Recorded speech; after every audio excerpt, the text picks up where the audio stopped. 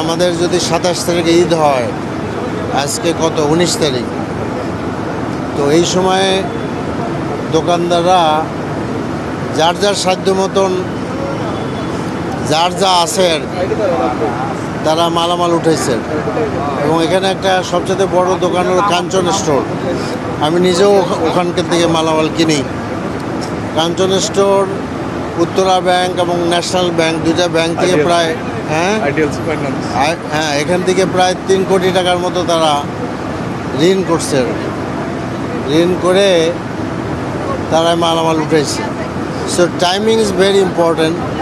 ঠিক এই সময়ে যখন তারা সমস্ত তাদের মালামাল পুড়ে ছাই হয়ে গেছে, আসলে তাদের ভাগ্যটাই পুড়ে গেছে, যার ফলে এটা খুব দুঃখজনক। আর আমরা আমাদের সংগঠনের পক্ষ থেকে আমরা কলমিলতার মার্কেটের ব্যবসায়ীদের পাশে অবশ্যই দাঁড়াবো।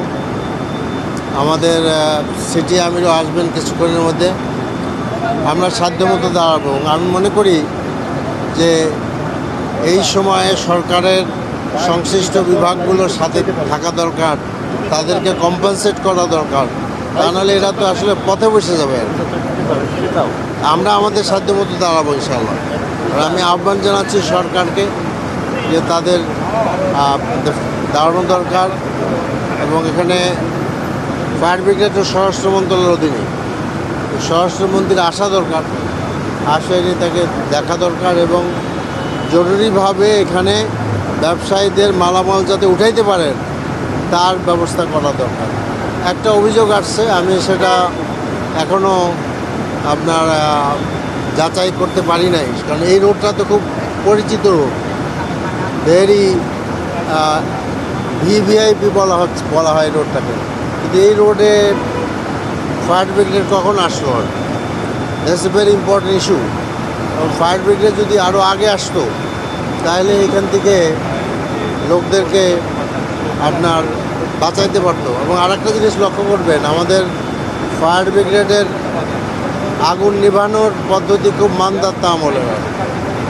মানদাতা আমলের পদ্ধতি, তারা আগুন পানি দিয়ে নিভাচ্ছে, এবং পৃথিবীতে এখানে নাই আসলে। কারণ আগুন নিভানোর অনেক পদ্ধতি আছে, সেগুলো অ্যাডপ্ট করলে আপনার এটা হতে পারতো আর কি, এটা তাড়াতাড়ি থামতে পারতো আর কি। কাজে আমার মোদ্দা কথা এইটা যে ফায়ার ব্রিগেড তাদের এখানে আসার যে বিষয়টা, এটা তাদের ক্লিয়ার করতে হবে, তারা কখন আসলো এবং এখানে তারা কী প্রচেষ্টা চালাইছে। তাদেরকে আমি অ্যাবিউজ করতে চাই না, কিন্তু they must explain all this things. এবং স্বরাষ্ট্রমন্ত্রী সালাউদ্দিন সাহেবকে আমি বলবো যে you please come and see যেখানে কী হয়েছে।